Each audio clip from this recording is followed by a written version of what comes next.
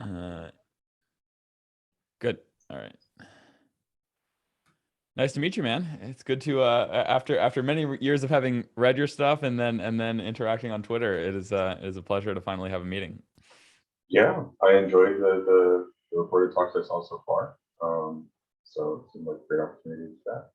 Yeah, I wrote. I'm about 3/4 of the way through the pinned conversation that you have, and I wrote some notes down there. It's sort of weird because there's a bunch of sort of strands of thought that I've been developing in isolation, and I keep finding all these intersections with the stuff you're thinking about, which I had a suspicion would be the case, but it might take a little while to sort of bridge the different understandings. But yeah, did you have? I've got a few things here, but did you have specific things that you wanted to make sure to get into? Um, I think there was some stuff about the conversation you had with Vassar, but it's not like highly specific. I think I had a thing around. I have an objection to his like developmental milestones aren't real. Yeah. So like granted, like your position is probably somewhat different, but like I think it's a potentially fruitful avenue of investigation is thinking in terms of I've gotten a lot of juice out of thinking in terms of psychological development and essentially not regarding most of what would I call it? I don't even know what to call it. A lot of the stuff people are doing in, say, therapy and philosophy, bringing both of those under the purview of psychological development and continuous with childhood psychological development, right? Yeah. Adults don't stop developing, or at least if things are going well, they don't stop developing for quite a while. So Yeah. that seems to be a view that is somewhat taking off in the West. Unfortunately, currently associated with Ken Wilber. Um, I would say like broadly speaking in the culture. Keegan obviously, even more so than Ken Wilber, but like in spiritual circles, Ken Wilber. Yeah, Keegan is much more our Twitter niche thing, whereas I think most people's understanding of that stuff comes from either Spiral Dynamics or Wilbur or something like that. Right, right, Yeah. which is unfortunate. Mhm. But Susan Cook Grader is probably the best of both worlds, and I've been very gratified to see that kind of taking off. Yeah, I haven't yet read. I've got the sort of PDF that is the explanation that she gives that's been going around, but I haven't yet read her in detail. So this actually came up when I was listening to your pinned conversation. So, and I think I sent something to you about how I think about this, but let me give you my like very loose take on how I think about the relationship between development and spiritual stuff. So awakening development as a sort of different axis than uh, the type of development that this. I guess I don't know what the unified banner you would put. I mean, in Keegan's frame, it's like the development of meaning making, but that's a different axis. Um, so there's this interesting. I don't know quite what you mean by the homeostatic prior, but there's this general disposition that organisms have to expand the scope of the environments in which they can like succeed in accomplishing their homeostasis goals, right? Like in some sense, like the wider the range of possible environments, the greater the complexity of the possible environments in which they can accomplish that goal, the better from the standpoint of their adaptive aims. And so a process of development in the direction of I've sort of thought of it as like complexification, both of the organism and of the complexity of the potential environments to which they could adapt themselves, right? Is a reflection of that basic imperative that drives all organisms. Some organisms sort of don't they have a niche beyond which they don't need to expand, and so they don't expand the scope. But for us, there seems to be our niche doesn't seem to be confined to some finite degree of complexity, and so the imperatives on us to continue to develop to adapt to that complexity continue.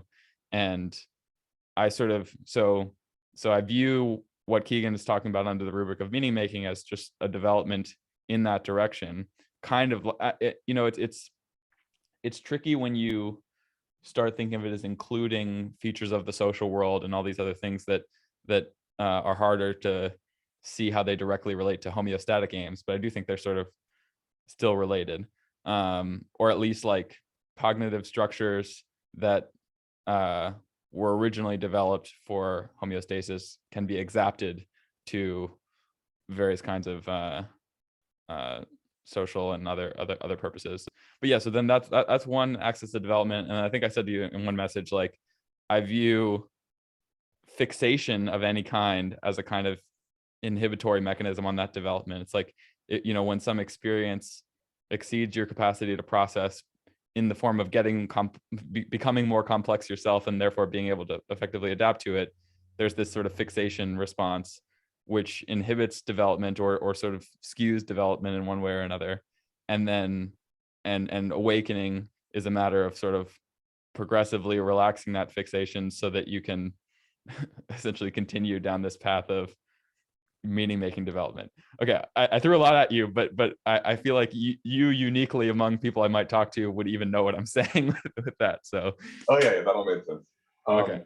So yeah, you said fixation. So we could actually say that there's multiple responses to overwhelm, right?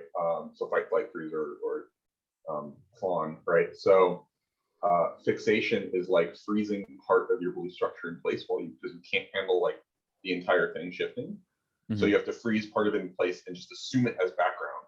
And then you foreground some part that you are operating on, you are allowing changes, and then you make those changes, and then you let that go back into the sort of sink back into the ground of the whole network, and then changes can propagate outwards from there, at least ideally. There's also hold on. I gotta ask what you mean. Okay, so I'm gonna do this a bunch. I'll interrupt you just to make sure that we're coming to terms. But so by the background there, do you mean this kind of like Heideggerian background of whatever's inexplicit to whatever you're foregrounding in cognition, or what do you mean by fixating something into the foreground and then letting it pass back into the background? So you're fixing the background, right? So you're holding some sort of set of beliefs about your general situation. So right now you have some awareness that you're having a Zoom call with someone, but that's not really foregrounded. Foregrounded is like the contents of actual attention, right? So attention and awareness in the Chulidasa model, sort of. Yeah. Okay. So what I was calling fixation of the kind that the way it gets used in Dzogchen, like this sort of self-referential grasping, you're saying is a fixation of the background of awareness to just the assumption that everything's in attention, which is why you can't rest and realize your identity with that background condition when you're doing some sort of traumatized fixating or something like that.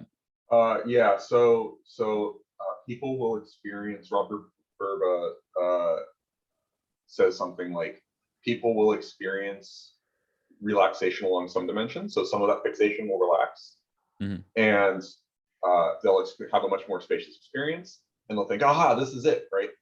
And this is where the sort of reification of the witness comes in. Things like that in contemplative practice. And he says, no, you're still fabricating. You've noticed that there are some degrees of freedom in some of your dimensions of fabrication. Yes.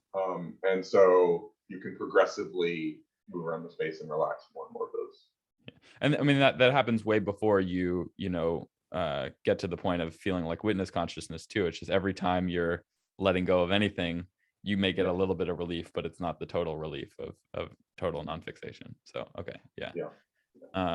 Okay, continue. Sorry. Yeah. So, okay. So that's a freeze response, right? That might be how it's actually instantiated in the nervous system.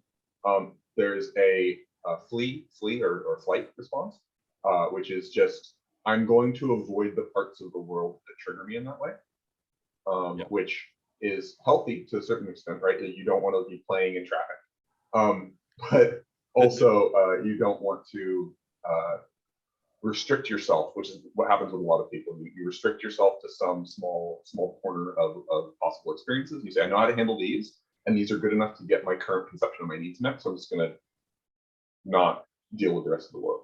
And that's fine for a while. And that can even be, highly adaptive if you're busy, raising a family and having a career and stuff. It's like, yes, you sort of backed yourself into a particular corner of middle-class American life or something. And yeah, that makes sense. Like, you're trying to provide a stable environment for your children. That makes sense. But then, eventually people have existential crises or midlife crises, or they realize that they are not, in fact, meeting all of their needs, and they need, radical change. And that can be violent or traumatic, depending on how baked in they've made certain assumptions at that point that they then need to shake loose.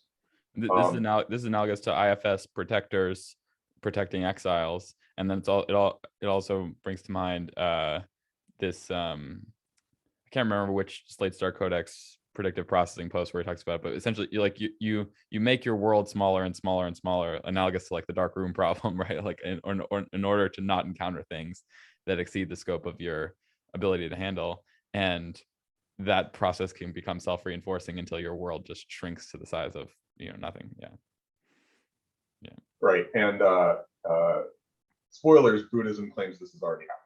This is not some hypothetical about some other person somewhere else, that this has happened to you, but you can undo it. And it's I think it's maybe Chapman who said something like, the ratios are kind of surprising. So you can have these decades and decades of conditioning and trauma, and then a few dozen to a few hundred hours of practice in a particular area, right? Because maybe thousands of hours of practice in lots of different areas. But oftentimes, and once you start getting good at it, a few hours of practice dealing with a particular trauma, and it just dissolves, and it seems to actually mostly be handled. And it's like, wow, that was like conditioning me for a decade and gone.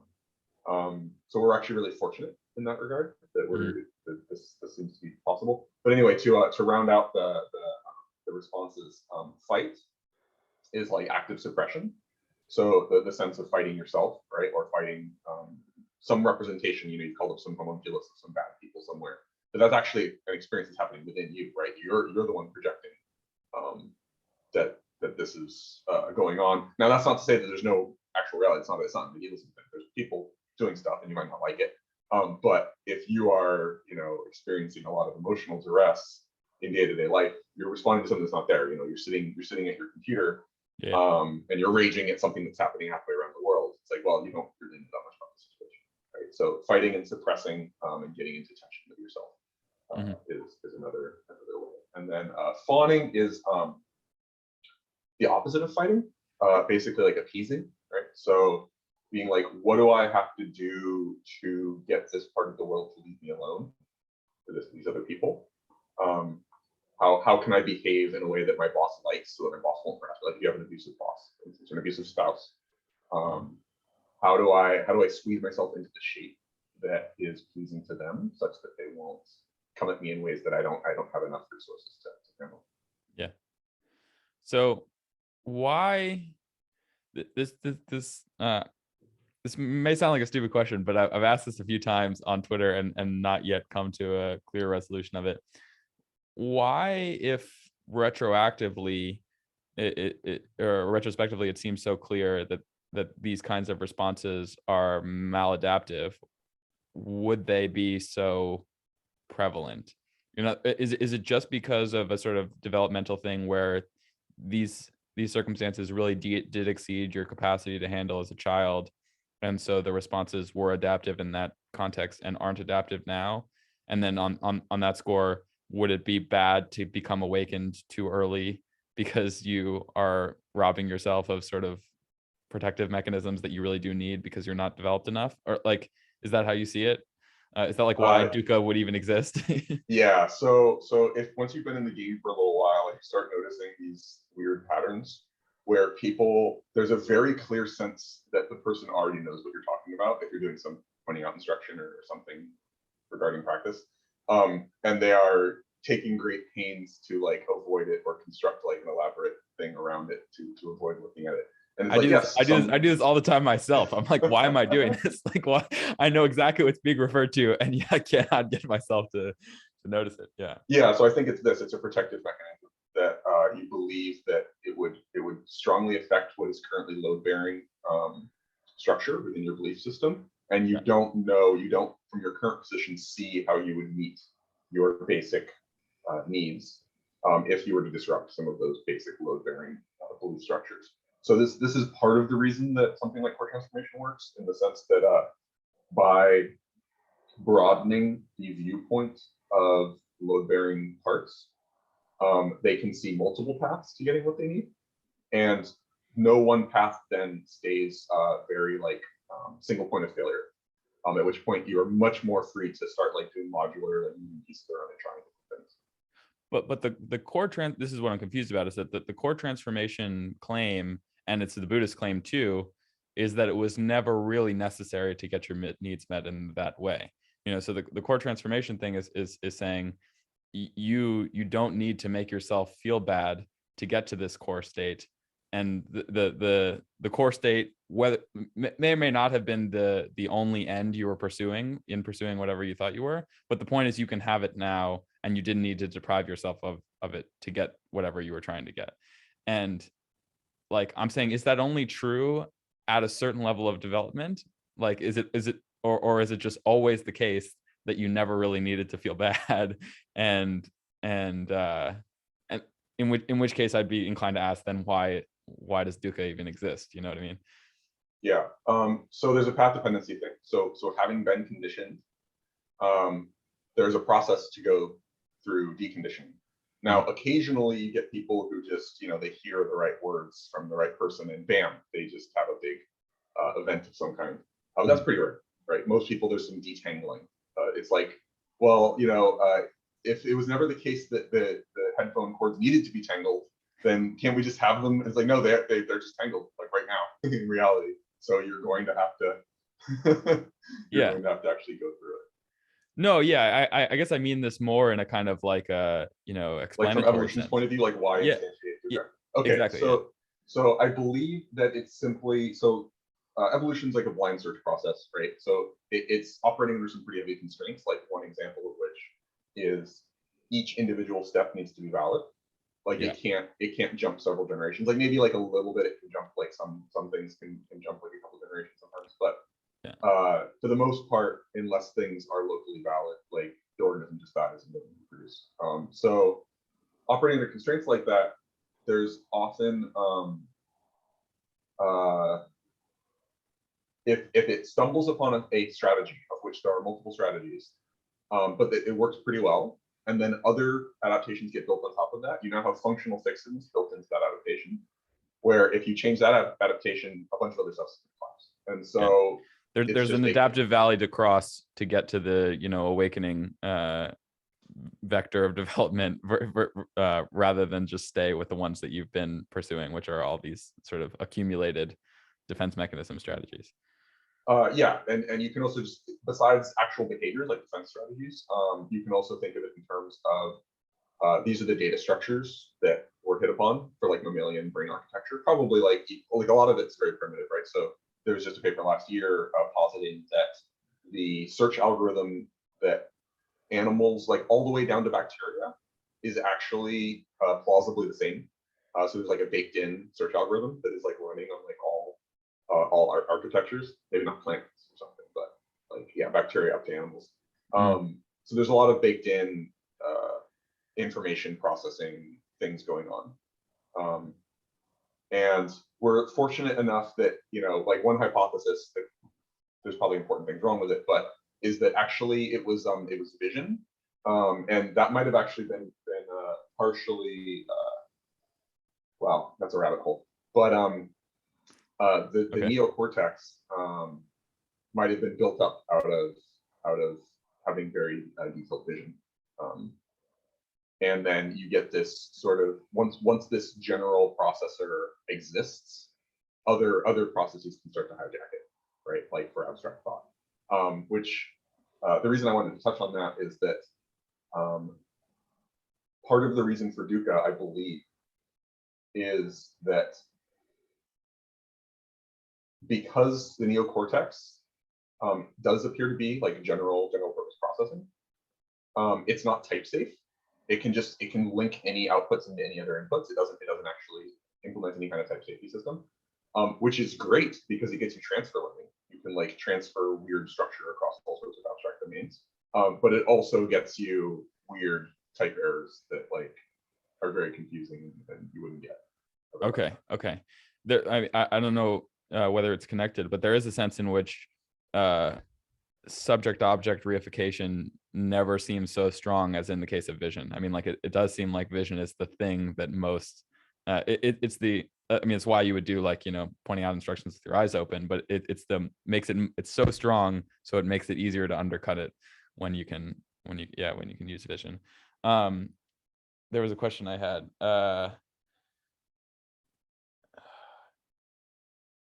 It was about,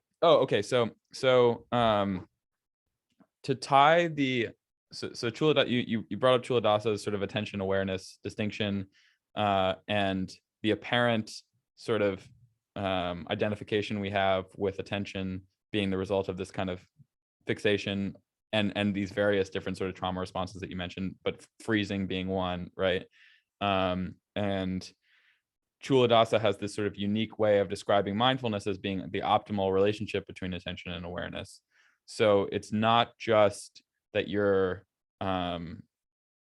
that attention as a faculty goes away, but it's that you cease to identify with attention as it moves and sort of highlights things, and awareness as the sort of background condition doesn't get fixated into which, and for me at least, fixation just feels like the same thing as this identification with the process of attention in some way. Well, the identification process latches on to fixation because so it likes the three characteristics, the inverse of the three characteristics, right? So it wants stable, winning, solid, separate, permanent, continuous, and defined is the yeah. So if that's happening within the sensory apparatus, the identification function coalesces around those things. Okay. Then, but it's never. This is what I'm so confused about. It's never actually happening in the sensory apparatus. It is the fixation that makes it seem as though it is. You know what I mean? So if from that direction of just explanation, it's like, okay, if there's something solid in your sensory field, the identification will fix onto it. But at least the sort of Vipassana frame is that actually it's never solid, and if you paid closer attention to it, you'd know it wasn't, and it is the very fixation that makes it seem as though it is. It's a feedback loop. Okay.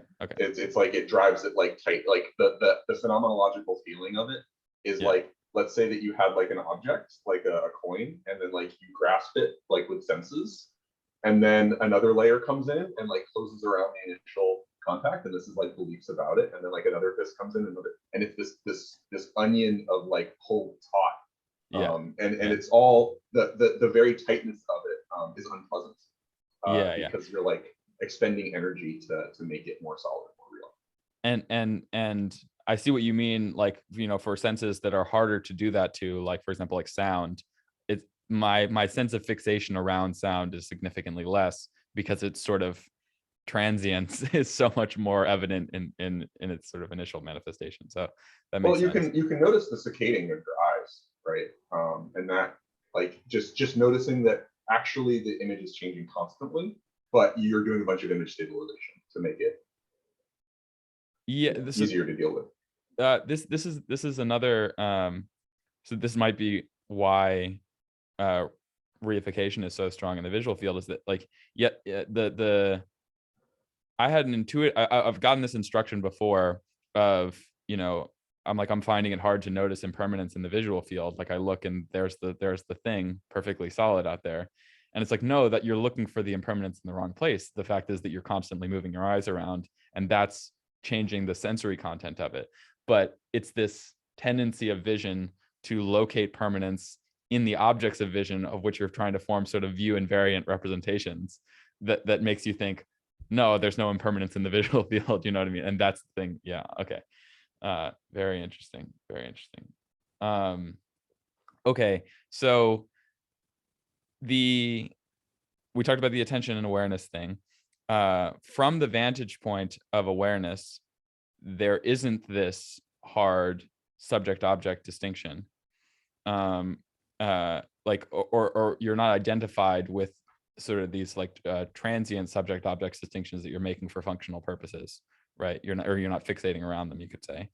And I continue to reference your Mr. Meeseeks analogy to what the self looks like from that vantage point. Part of the okay, so we talked about the homeostatic imperative being the driver of development in some sense, like expanding the scope of possible contexts in which you can, keep up your homeostatic imperative. One way of thinking about that is the ongoing efforts of the organism to distinguish itself from the environment and say, this is me, this is environment, this is me, this is environment, where you can't have that answer be fixed, because that's the same thing as just sort of being shut off from the environment. But nor can you have there be no clear distinction, because that's like entropic disintegration of the organism, right? Like it's no longer maintaining the permeable boundary that constitutes its life. So the there's a sense in which fixation sort of brings you out of that permeable boundary dynamic interaction thing and into some internal interaction loop that keeps you from the dynamic interaction that would bring the process of development forward. Does that kind of make sense? Yeah. So within the mental world, you can artificially drive distinctions to being very, very hard, like the billiard ball model of like physics, right? And it's like that's kind of what we're doing all the time, is we're being like, well, they're just independent objects and they react or don't react. And it's like, well, the reality is always, if you're not consulting reality, you can fool yourself into thinking it's like that, like yeah. Okay. And then okay, so one way I think about development is so this there's this interesting Peterson paper called Complexity Management Theory. I think the subtitle is like Motivation for Ideological Rigidity or something like that. But he starts with this terror management theory idea that like the denial of death is motivating all these different sort of defense mechanism structures that we construct. And when we have this ideological rigidity and we want to defend our belief systems, what we're fundamentally defending is something that would expose to us the reality of our mortality or something like that. And he sort of says, okay, something like that is happening, but the more fundamental thing that's happening is our limitation in the face of complexity, of which death is just sort of a subset, right? Because of our finitude, any given sort of registration scheme that we concoct for how to work with the world, any given sort of ontological scheme, any given developmental equilibrium is going to be inadequate, like just by definition, right? Which speaks to why this idea of the sort of rationalist view of accurate representation doesn't even make sense either, because it's like it has to be inadequate. Any given ontology sort of has to be inadequate, even if it's adequate within a certain scope for certain purposes. It's like it's finite and it's inadequate, and that inadequacy is part of what compels ongoing dynamic interaction. Because the reason why you have to keep consulting the world is because whatever scheme you have is not going to be adequate, and that ongoing dynamic interaction drives the sort of complexification of the model in a way that in a sort of open-ended way. Does that comport with your understanding or no? Yeah, it'll make sense. I'll just I think this is a good juncture to note that a lot of the questions of philosophy of science, so rationality is making like if you push hard enough, some rationality people will essentially jump to a metaphysical argument that like we have enough evidence that the universe is mathematical, that it is highly compressible, that we suspect we are sort of like coming into better more coherence with the actual underlying structure or whatever. That's like a complicated like rabbit hole. No. I don't even disagree with that. But the way you put it was coming into more coherence with the like, it's like, yes. Well, anyway, keep going. But I don't think I would disagree with it as long as it's put in a sufficiently kind of not vague, but like open-ended way. Like Yeah. there's such a thing as progress. You're getting better. Like there is a real like developmental line you can traverse. So I'm not saying it's all made up, obviously, but yeah. Yeah. So the academic philosophy that is closest to what the rationalists these days are doing has been pointed out to be Quinian naturalism, right? So Quine, philosopher of science, and it's really interesting because while the early 20th century philosophy of scientist people were doing what they were doing, the field that could answer a lot of the questions that they were posing was actively being developed. And there's to this day, there just hasn't been that much crosstalk. There is some going on, a decent amount, but information theory, right? So philosophy of science people will get into like, well, what makes an explanation good? Like, what how do we know that our theories are blah blah blah? Why do we call things the law and all these things? And it's like, well, information theory actually just gives you fairly straightforward answers to this, right? So the human sensory apparatus needs to do sample complexity reduction in order to deal with anything at all, and so it's doing a lot of compression.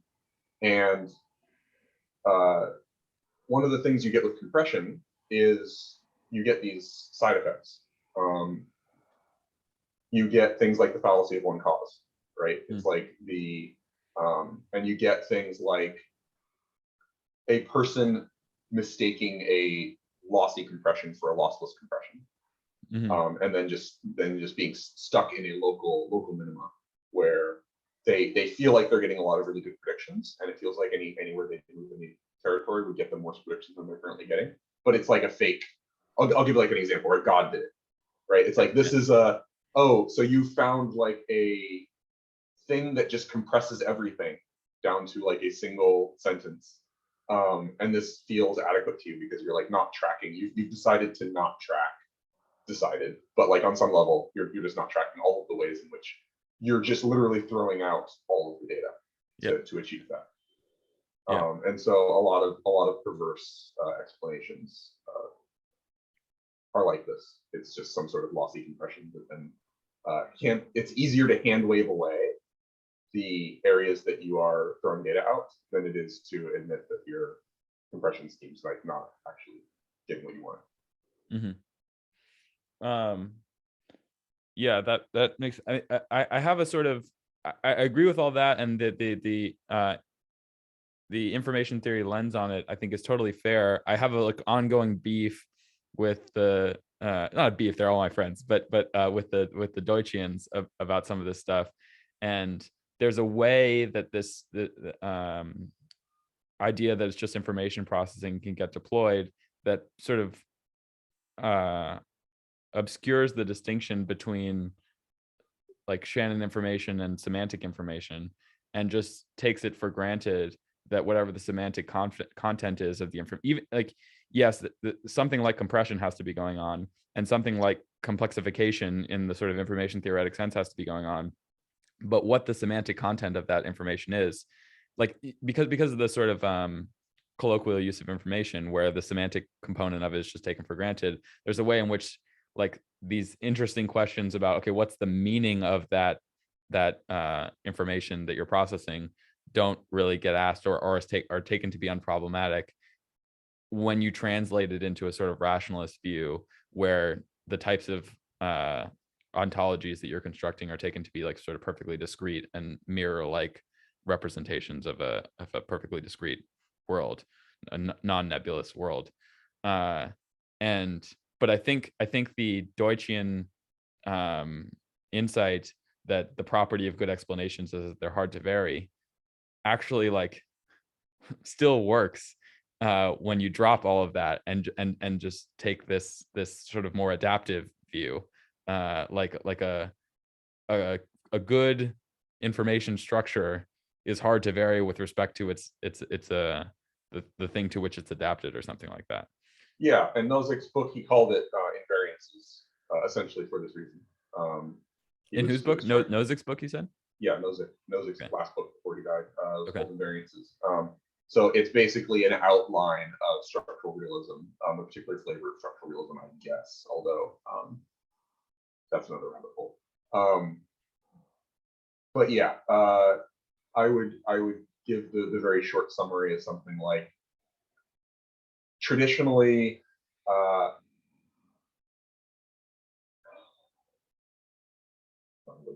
the is-ought problem is. I was hoping you were to bring this up because I want to think about this. Yeah. Traditionally, the is-ought problem is something like, well, you have some given is's and you have some given oughts, and then the question is, how do you bridge them? And he goes through this thing of talking about, so Quine had there's the ship of Theseus, and then there's the, did I talk about this in the Yeah, that's why I want to bring it up. But okay, you already heard this. Yeah. Oh, so some of it, but it'd be helpful to reiterate it, and then I have questions I want to ask about it related to what we've been talking about. Okay. So there's the ship of Theseus, and then Otto von Neurath says there's the ship of Theseus at sea, so it has to be continuously viable as a ship as you're replacing parts of it. And then Nozick is so Quine called that the ship of Neurath, and then Nozick is saying like the bridge of Theseus. So you don't have given is's and given oughts. That's just obviously not the case. There are things that seem like oughts in the world, and there are things that seem like is's. And you already are just like the bridge between them, like you're doing this heuristic sort of thing. And like one end of your bridge sort of like stretches down into the physical world and feels like is's, and the other end of that bridge stretches sort of up to, your priors about how the world should be, and returns ought-like answers to the queries that you give it. But like, you don't actually know. You don't actually know what your oughts really are. You have some suspicions based on your moral intuitions and stuff, but that's how you receive it actually in your experience. And you obviously receive censored information from the world. That's how you get your is's, your sense of ism. But you're also doing a ton of like inference on all of that, construct like much more elaborate frameworks, and it's Okay, so yeah, you talked about this in that conversation. I agree that in sort of everyday experience, this supposed distinction between is and ought doesn't map onto the world. You have things that seem more like is's and things that seem more like oughts. I tend to think about this in terms of, so Chapman will talk about meaning as being neither subjective nor objective, but interactive, right? And you can have more subjective meanings and more objective-y type meanings, right? So like you might have, physics on the far one end here, and just like my arbitrary preferences on the other end here. But because your very being is sort of constituted by this ongoing interchange with an environment, you're never really moving when you're talking about meanings, you're never really moving all the way in one direction or in the other. And this alone sort of breaks the apparent is-ought gap, because even your is's in many cases encode certain of your purposes, which have a kind of ought component to them. So like even the way you parse the ontology of the world into things like tables and chairs and cups could not occur but for bringing particular purposes to the world, having particular, homeostatic and other imperatives that you're trying to meet, which is how how ought sort of comes into being, is that like there's a being that exists that in order to continue to be has certain imperatives. And so there are oughts for that being, and then that can get extended into a sort of social world. Is that all fit with how you think of it? Yeah, exactly. Like you're just a big stack of thermostats. Obviously, you keep those thermostats like you need a certain pressure environment, a certain temperature environment. Otherwise, you just die immediately. So, yeah. Yeah. Okay. So it's like, in order for the organism to continue to exist, it has certain oughts. The moment you have multiple organisms cooperating that all have those things, then this more complex notion of ought comes into being, because cooperation imperatives drive that. Now there's this and I'm not sure you meant it this way, but there's a you talk about it in terms of indirect realism in that conversation. So we're not perceiving the oughts directly. We're getting signals of them. And I think that's true in a certain sense, but that it can lead to a kind of confusion that there would be a perfectly objective ought that leads people into this is ought, this apparent is ought problem. You know what I mean? Like this idea that you're going to find the oughts in the world in a manner in a manner completely independent of us. It's like a category error. You know what I mean? So it's like I think that concept the idea of an ought that exists beyond our particular, narrow perceptions is that onward leading thing, that sense that in which you're being driven to develop a more and more complex version of it by an environment whose complexity exceeds your capacity to handle. But you don't want to make, I'm not saying you're making this error, but one doesn't want to make the error of assuming then that oughts are externally given and, uncoupleable from this sort of meaning thing, this neither subjective nor objective thing. Yeah, if you're a stack of thermostats and you are maintaining certain temperatures in order to survive, because that's the operational parameters of your thermostats in the first place, you can imagine that it generates the question, what is the objectively correct temperature? And it's just like, well, that's not wrong question. Again, that's a type error, right? So we don't have a type safe system, so we're able okay, so that helps me. Okay, so the kind of type error that to which we are vulnerable is exactly this kind of type error of assuming that you can find those kinds of things out in the world. Yeah. Okay. Very, very interesting. Okay, so I have another thread here, but if you that's related, but I don't want to steamroll you if you've got something else you want to bring up on that front. No, you can go. Okay. So I recently sent a long series of DMs to somebody about there can be this apparent problem that seems to emerge of, okay, if morality isn't objective, then our sense of moral obligation can never exceed what we're already motivated to do, right? Like right now, you know what I mean? Like, okay, sure. It sounds so to you, but like, I mean, there are ways that this there are ways this apply. I mean, like, for example, say you become convinced that some EA argument is just like how you should be spending your life because that's the true morality or whatever. Mm-hmm. And then you find that what you in fact care about in your moment to moment existence is very hard to bring into alignment with that, rationally considered conception of how you should be spending your life. That's a circumstance in which these questions seem to arise. Is like, okay, given what I care about, what is there to drive me to care about more than what I care about? If what grounds ethics ultimately is what we in fact care about, you know what I mean? So there's another type error there. So the I that you referred to in the two parts of that sentence are actually different. Yeah. Okay, so the way I've tended to think about this is just that there's this observation you can have from MDMA or from meditation practice that unobstructed being is spontaneously compassionate. Like this is how it get described in a Dzogchen context, that just activity is spontaneously compassionate. It's not compassionate in any kind of conceptualized sense. So when I say it's spontaneously compassionate, there's no reason to think that it would be impartial with respect to your family versus the dog. It's impartial because it's sort of prior to those divisions. It's not the utilitarian version of that where it's saying you ought to care impartially about these things. It's just prior to the idea that there would be a division between you and the world and between different organisms.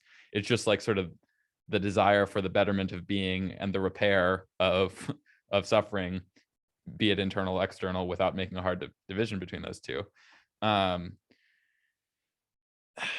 Is that analogous to this homeostatic prior thing that you were talking about before? Like is the sense that you know, humans are intrinsically compassionate in whatever sense that might be true, a reflection of the fact that they're intrinsically seeking to, you know, keep the thermostats set adequately, which includes other people's thermostats or something like that?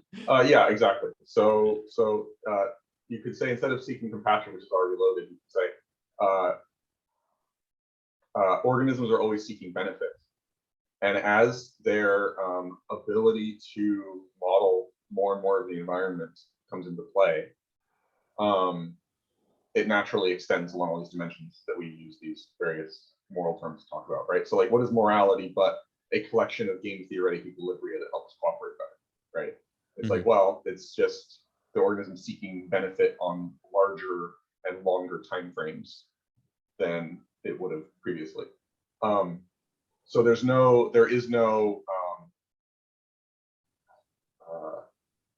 well, but you're doing those things because you seek a selfish end. No, like the boundary just breaks down, right?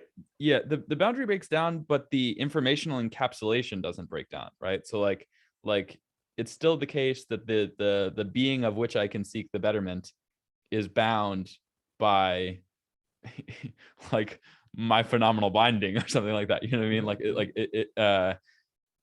you're informationally bound, right? Yeah, you can engage in a causal trade. I can engage in a causal what? Sorry. A causal trade. What does that mean? Sorry.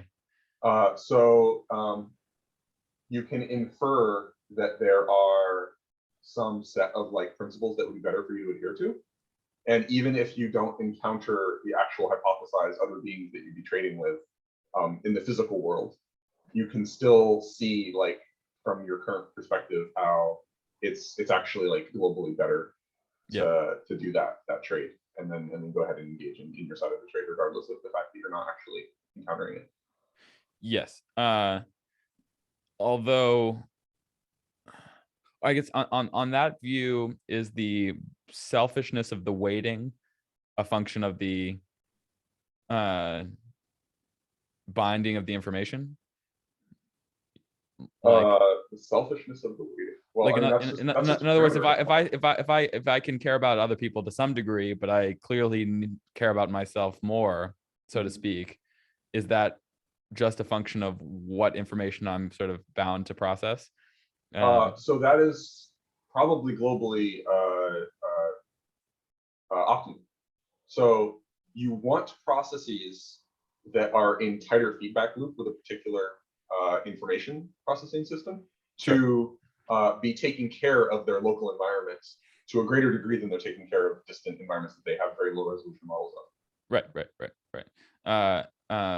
In the same way that you want people to make local decisions about, you know, how much they're willing to pay for goods, so that the price mechanism. Yeah.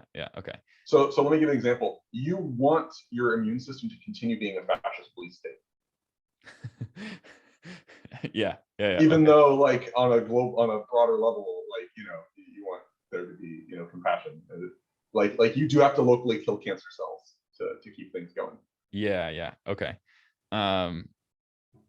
That makes sense. Okay, and then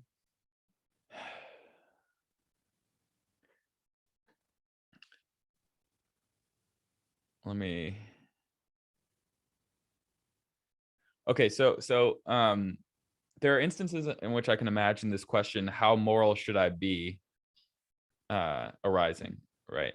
And that's part of what motivates this intuition that you need an objective morality, quote unquote. Is you need.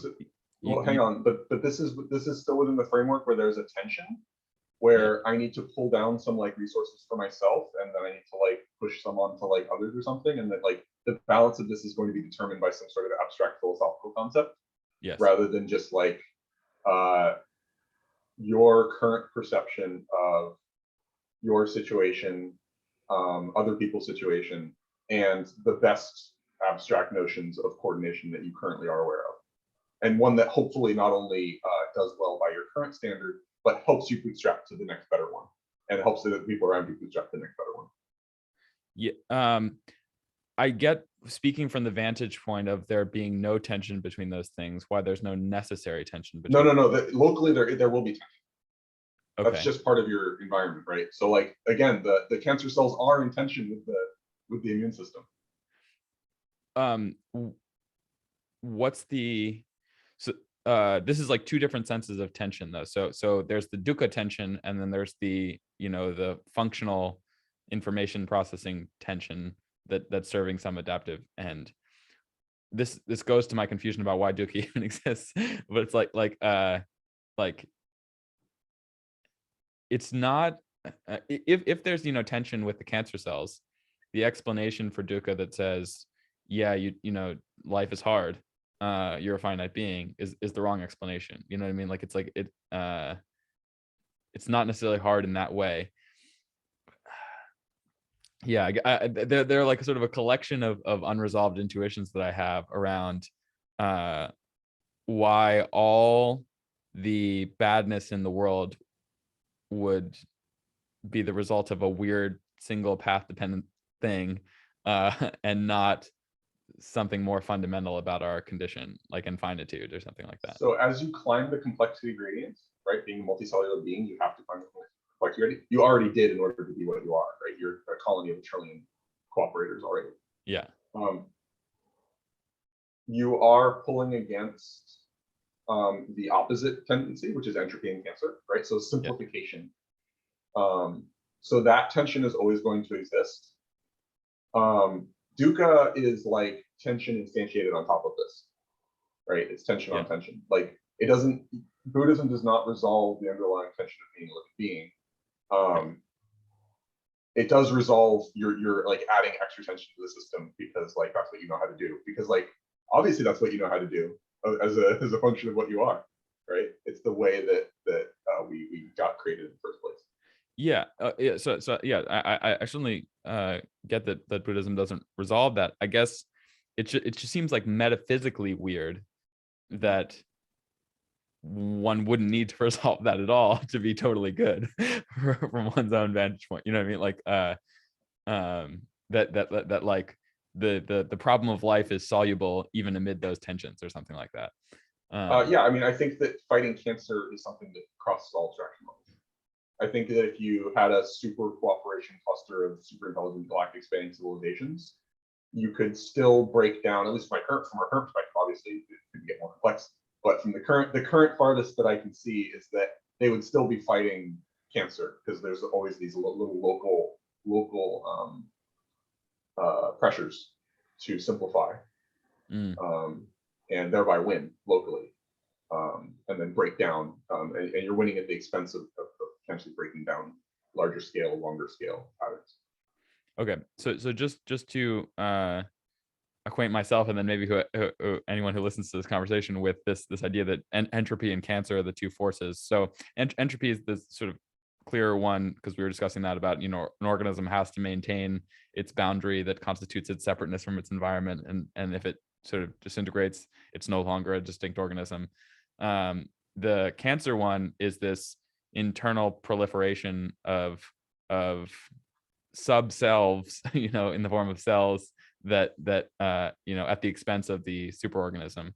And the same thing is true of us as organisms relative to societies, etc.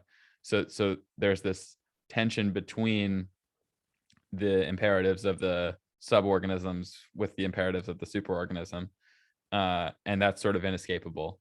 From our current perspective. From our current, but isn't there something fundamental that makes it inescapable, even if you know, a given apparent tension is escapable, a superordinate tension is not? Well, so I think that fundamental tensions would have been described differently before cancer and before entropy were discovered. I see. Okay. And so whatever who knows what's on the other side of it, you know, how that different tension might be described. Okay. Yeah, fair enough. Okay.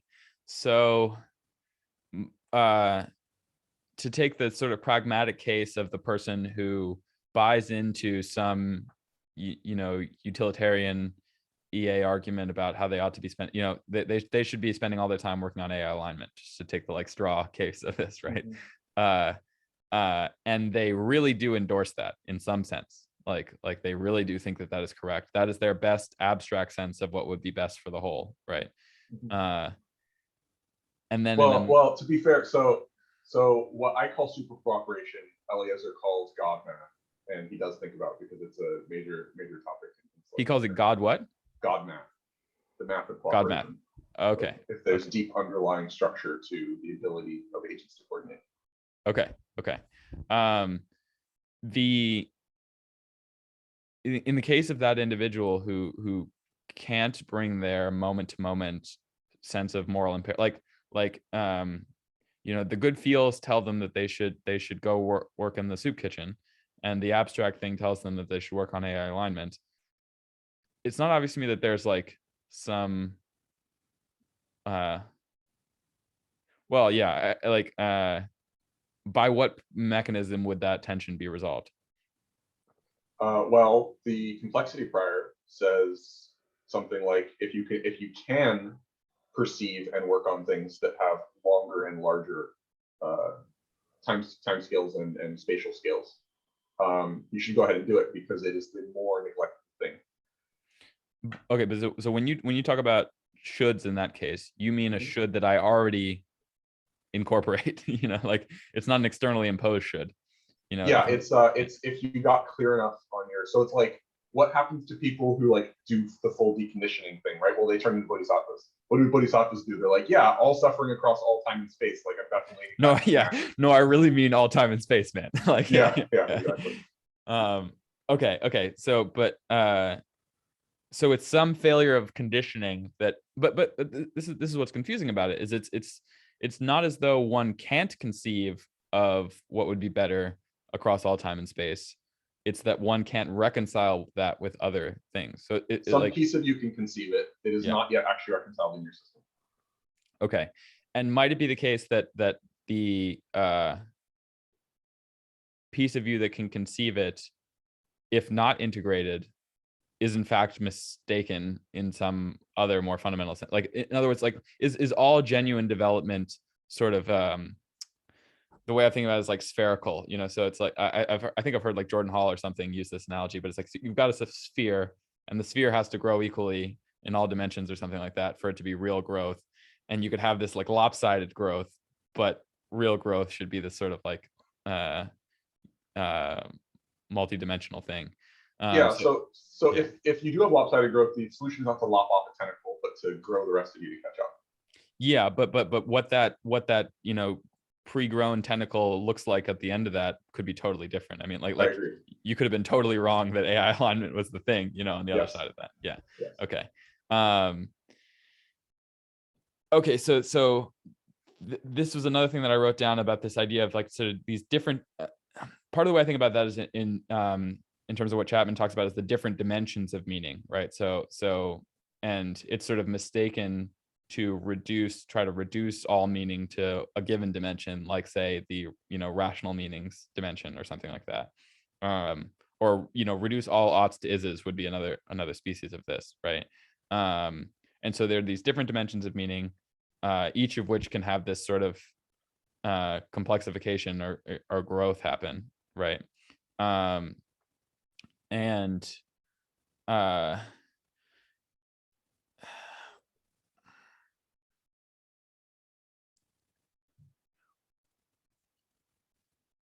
I'm debating whether we should get into like a societal applications version of this, or if we should keep it for a second conversation. But this is one way I think about the K-fabrication idea that I was talking to you about before. Is like one generalization of the kayfabe idea is that it's using fantasy to get meaning without, or to get meaning, or you could say to get growth in an economic sense or otherwise without violence, right? Where violence is understood to be something that's like fundamentally threatening to those like homeostatic imperatives, be it of an economy or of an individual organism, right? And so in exactly the same way that a central bank will be inclined to print money to alleviate short-term volatility in an economy, we sort of take ourselves out of interaction with the environment and into some kind of fantasy in order to like buy ourselves short-term security at the expense of long-term stability. And I'll put one more idea in play. There's a, have you ever read the Straussian moment essay? Mm-hmm. Okay, so the whole idea of the Straussian moment essay for me on this view is that the Enlightenment was a species of sort of lopsided development / K fabrication in this respect. So it's like, he talks about the Enlightenment as being a strategic retreat from certain fundamental questions that earlier ages had deemed essential about what's the nature. What he talks about as the question of human nature. I sort of think about it as being in relation to these sort of meaning questions, and the Enlightenment just sort of makes those questions unaskable within its paradigm, which works, but leads to our current condition in which those questions reassert themselves in a kind of ugly way, having been undeveloped for so long. And he uses 9/11 as a kind of analogy for that, where you have people who on your paradigm in which economic progress is the sort of most important thing, you would assume that the thing you have to do to bring the rest of the world up to speed with your current level of development is just to fuel their economic development. And then of course we get attacked by Osama bin Laden, who's got hundreds of $1 million, but for whom that didn't resolve these other questions about how to think about more deeper meaning related questions. So yeah, anyway, I'd be curious if any of that lines up with how you view our Well, larger modern societal media condition. has made these things very vivid, but the growing pains are actually relatively minor in the grand scheme of things. Like compared to pulling 1 billion people out of poverty is just a lot more important than 9/11. I mean, 9/11 leads to then reactionary things, blah blah blah, spending trillions of dollars in Afghanistan. But that's still small potatoes. Like that's not going to be more than a few sentences in a history book. Sure. So really, it's just like what are the actual paragraph and section and chapter headings and entire textbook headings of the historical textbooks of the future, right? Yeah, but I think there is a sense. I mean, yes, 9/11 as an event, it might be significantly more minor. I think there is a sense in which, in the textbooks of the future, the explosion in economic growth is going to be viewed as a lopsided development. If we get our priorities in order, which is to say, some kind of Will McCaskill will talk about this for moral progress. He's like, imagine if we just had this kind of trend line for moral progress of various kinds. And I think that's true along all these different dimensions of meaning, for which the language of growth, which is the language of development / complexification, on the assumption that all of those things can move in that direction, yes, such an exponential takeoff should be available for all of them. Well, exponential take. You know what else does exponential takeoffs? Cancer. Yeah. So yeah, finance is we hitched our wagon to a form of cancer that we didn't quite understand, in the hopes that it would grant us immortality before it killed us. And I think this is a pretty common type of process to happen. That's a very interesting way of thinking about it. So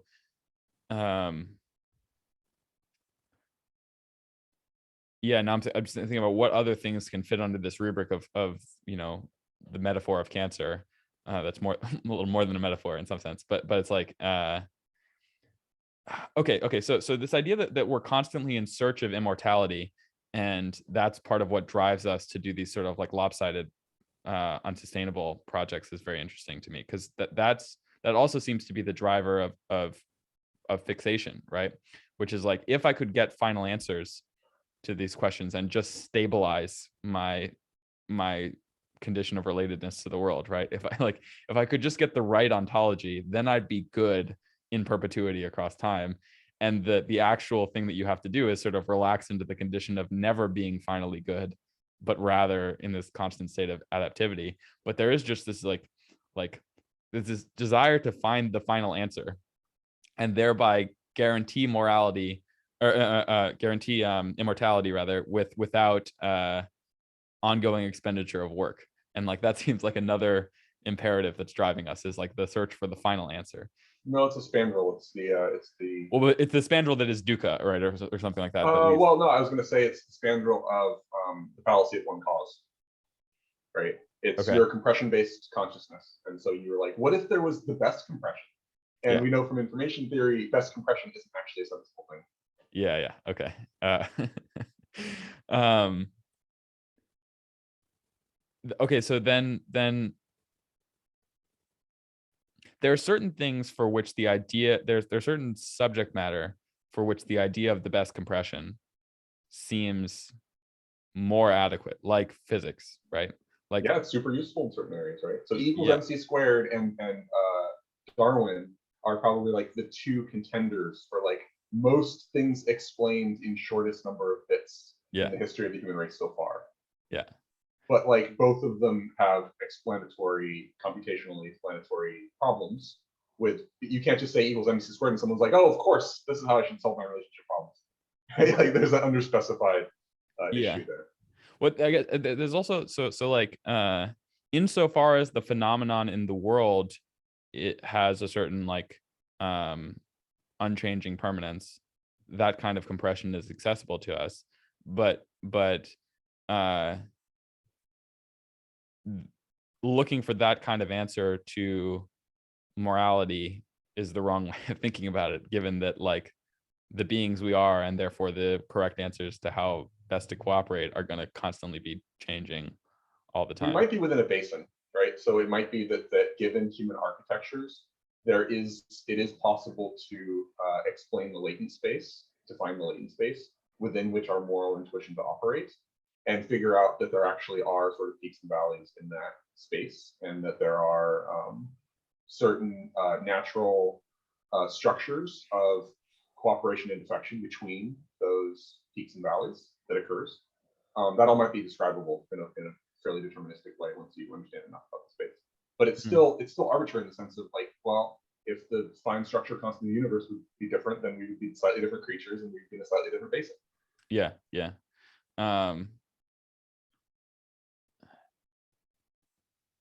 There's so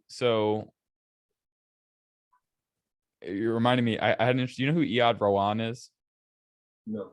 Okay, so have you heard of these moral machine experiments where they sort of polling people about what they think the best thing to do for various kinds of trolley problems for autonomous cars?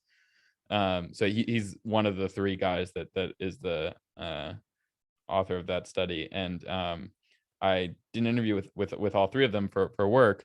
But one of the things that came up was this idea that so any explicit moral philosophy is sort of subordinate to solving coordination problems of various kinds. Like he wouldn't quite sort of commit to that claim, but like there's this view among moral philosophers, and this is sort of like the quintessential error of that way of thinking, that you're going to find the theory to which you can appeal at the expense of, essentially you get a problem like what do you do with ought implies can, right? Like ought and can only sort of get severed from one another when you do this sort of like type of theorizing where you think you're going to find the right answer to moral philosophy, as apart from emergent solutions to coordination problems, kind of from the bottom. I mean, it's not strictly bottom up, because but yeah. Yeah, instead of solutions, you can think of them as constraints, discovering initial constraints. So Maxwell's equations are constraints. You could think of them as solutions. You're like, this is the real, but like that's actually kind of confused. It's like, no, any solution you come up with will operate within the envelope defined by Maxwell's equations, at least for certain understanding. There's, obviously fuzzy bits at the bottom of that, but like, I think you get the sort of general point. Yeah.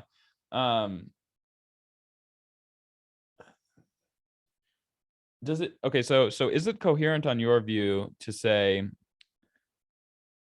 like one of the intuitions that I have about morality is that sort of like consciousness is the seat of all value, and consciousness happens to have this attribute of being able to be intrinsically better or worse, and coordination is less fundamental than valence of consciousness in some sense, and what we're actually trying to do is like navigate in the space of possible experiences toward higher peaks, but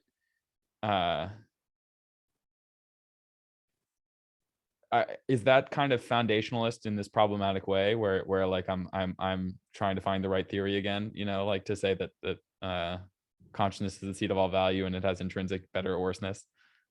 I mean, I don't see an intention, right? So a view of coordination, one of the things it's trying to do from our current perspective, and maybe that will complexify eventually, is it's attempting to get good experiences and then also figure out what are the inputs to good experiences and to exploration of possible good experiences, such that we can stabilize or take responsibility for those inputs, such that we can keep them going and also expand them.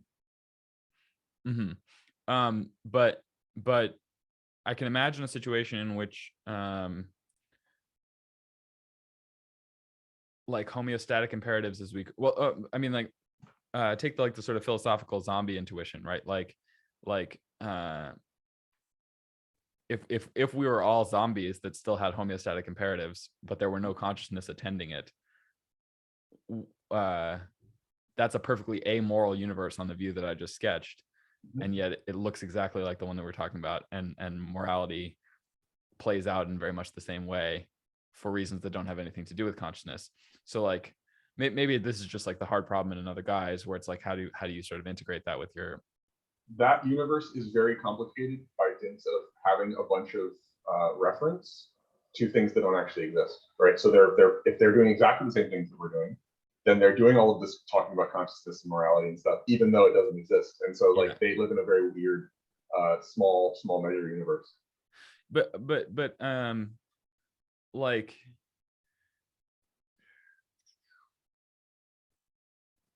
okay, yeah, here's another way of putting it. So what this homeostatic super cooperator thing leads you toward is this dynamic interaction, like this neither subjective nor objective thing, where you're motivated to stay perpetually in touch with the world because that's the thing that's going to drive your ongoing development. That doesn't seem true of a sort of consciousness and valence-based ethics, which seems to a first approximation more susceptible to like wireheading concerns, right? Where your sense of valence can be uncoupled from its intentional reference in the world, right? And that seems to be bad. I get that, like, even if you're in an experience machine, like you want to keep the experience machine running, so you'd be like driven to make sure that, like, the energy stores are kept in good order or whatever. But yeah, do you see the sort of tension there? So what causes cells to become cancers? It's looking more in modern times, like, or very recently, not just modern times, very recently, like there is a decoupling of tight information feedback signals between the cell and the cells around it due to the breakdown of the signaling machinery. At which point, like, it's living in its own little universe without reference to the outside world. And it makes sense. It's no longer receiving the signals about how to cooperate with the cells around it, and so it okay, goes off the rails. So wireheading is an instance of like cancer on this view. It can be, right? Okay. So it's information decoupling is a thing that you should suspect leads to cancer, right? It leads to you attempting to tile or just fill up a bunch of like waste all of the resources you're no longer paying attention to. So it's the opposite of taking responsibility for your own inputs. So like one of the objections to the experience machine is that, well, you're decoupled from the real world, and so like you can't actually ensure that the experience machine keeps going, or that the conditions of society are good, or like all these other things that you might care about. But if you take for granted, no, my values include not only tight informational coupling, but improving tight information coupling to include more dimensions of information, that problem just resolves. Like you're mostly just not going to do that. Like some broken processes that we don't know how to fix yet might do that, right? So individuals that just want to do heroin, but like that's why you regard that as broken. You're like, oh, we don't know how to help them yet. But my ability to care about like I can be intentionally in the philosophy of mind sense of intentionality, like I can think about things to which I'm not locally kind of causally coupled, and care about things to which I'm not locally causally coupled. But it seems like once the process of breaking that begins, it's self-perpetuating, right? Because like I guess that's why it would be cancerous, right? It's like the more you I get maybe you can say it. I am not going to be cancerous on a society about which I already care, like which to say the complexity of which I can already represent some in some way. But there's nothing stopping me from becoming cancerous on some superordinate structure to that.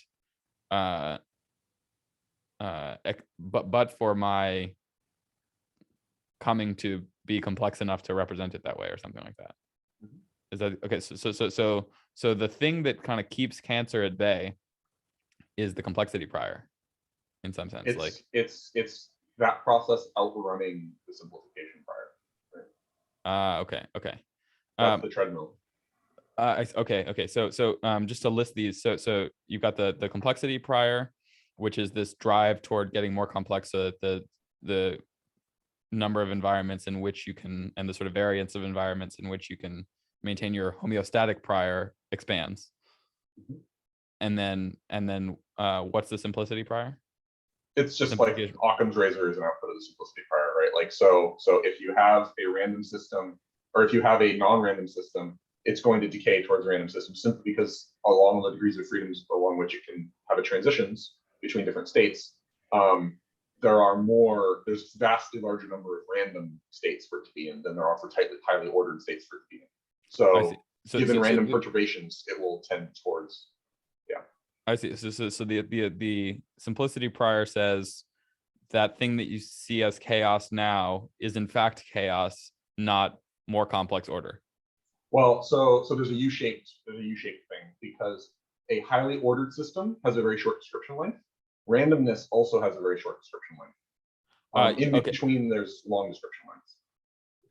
Yeah, I'm sort of running together the information theory version of chaos and like the sort of perceptual version, but it's like insofar as you experience chaos, it's not real chaos. It's just more complex order than you like than some other part of you is equipped to handle or something like that. But Yeah, you're on the bad part of the curve.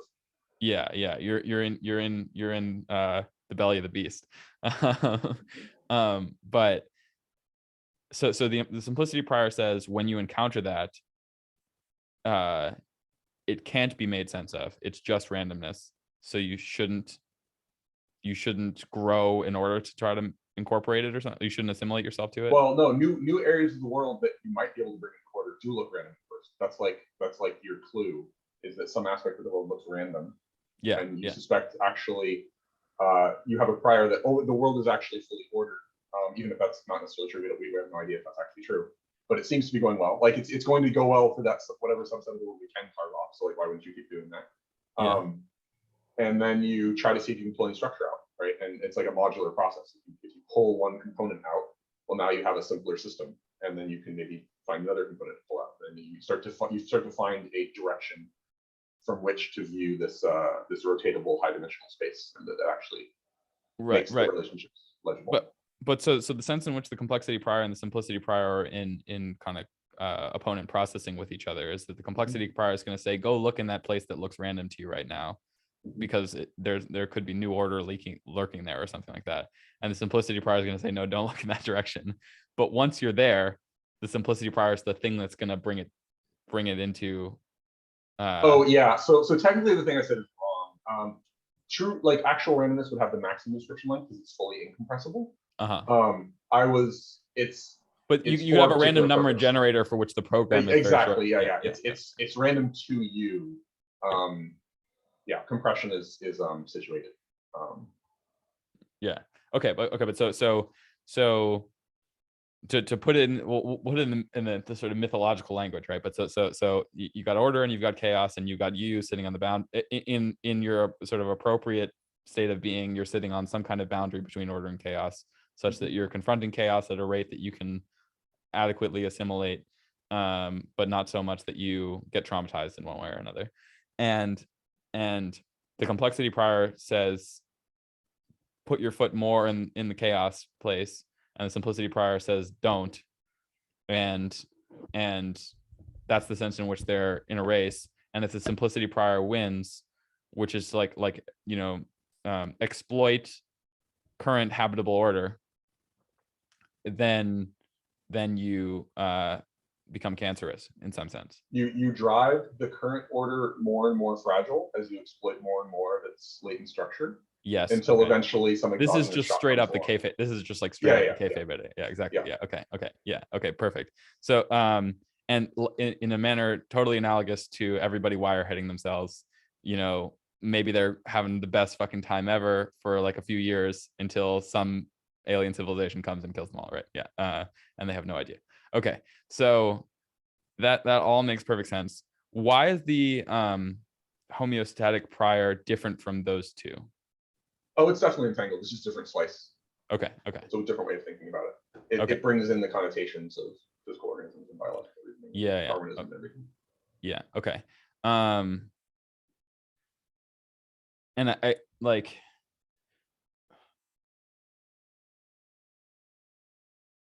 Okay. Yeah. This is very interesting, man. I'm thrilled to be having this conversation. It's always very vindicating to like encounter somebody who's been thinking totally independently but arriving at very similar conclusions. So but you do need to check whether or not I'm making better predictions, because otherwise I might just be giving you a one of those fake compression walls that's just faking you out, making you do lossy compression.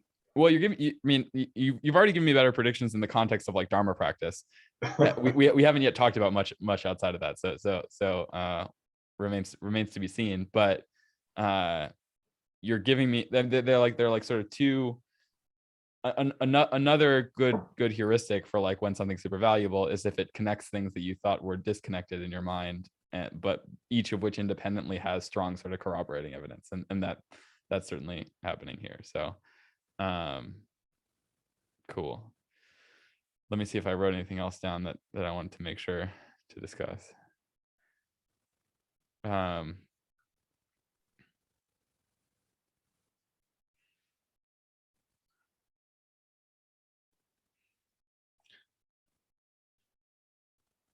Okay, I have one more thing. Just based on an observation in the Chapman materials, and I asked him about this in a tweet, and he sort of like winked at me as saying like, yes, that there's something here. But there's this interesting connection between what he calls the ethnomethodological flip in the meta-rationality book, and how it, I think the subtitle he has in there is like the transmutation of metaphysics or something like that. So it takes these metaphysical questions and makes them into, ordinary practical hassles. And in very much the same way that we've been talking about here, where like, if the question seems to pose itself as like a getting the right metaphysical theory question, you're already making a certain kind of mistake. There is only these sort of ongoing practical hassles of, homeostatic prior and everything else. He uses the same language to talk about the tantric view.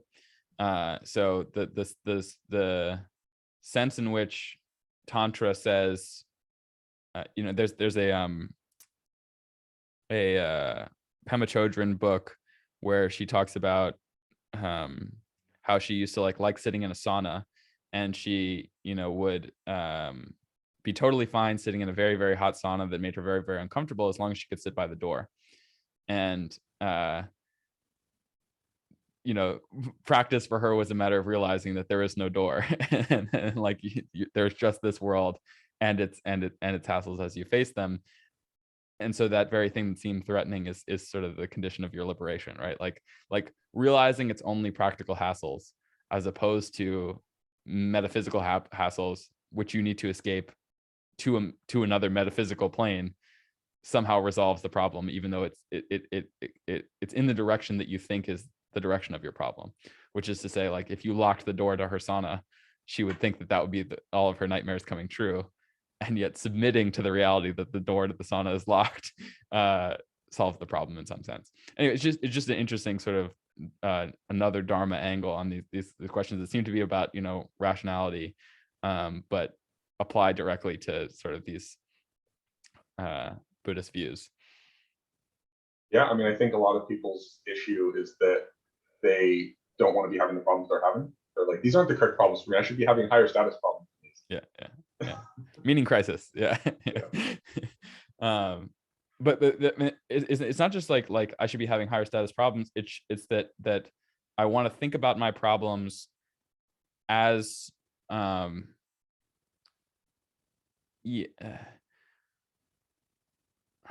it's very much like the sort of Plato's world of forms thing, right? Like all these real everyday objects are, you know, inadequate, you know, shadow reflections of perfect Platonic versions of these objects in some other metaphysical realm. I right? prefer my compression library to the real world. It's true. But so I think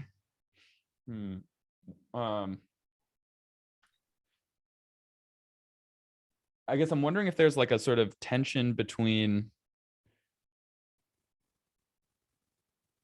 if you say it's just the compression library, there's a sense in which that's not just so structural yeah. realism, right? So it is entangled with something out there. Yeah, and well, but it's only guaranteed to be entangled with the thing out there if you stay in touch with the thing out there, which like yeah, right, okay, so yeah, saying it's just the your mind, or saying it's just an illusion is sort of weighting the simplicity prior too heavily or something like that. Well, it's actually answering a practical investigatable problem with a metaphysical answer, some sort of ultimate final answer. Okay. All right, cool. Is there anything else you wanted to make sure to get to? I'm sure we could have a dozen more of these conversations, but this has been super fun. Yeah, there's probably things, but yeah, I think we probably covered enough. Okay. Next time we talk, I do want to ask you about core transformation stuff and solicit some advice there, but we'll save that for a different call. Sounds great. All right, man. Great to meet you. I'll post this to and I'll send you the link when it's up.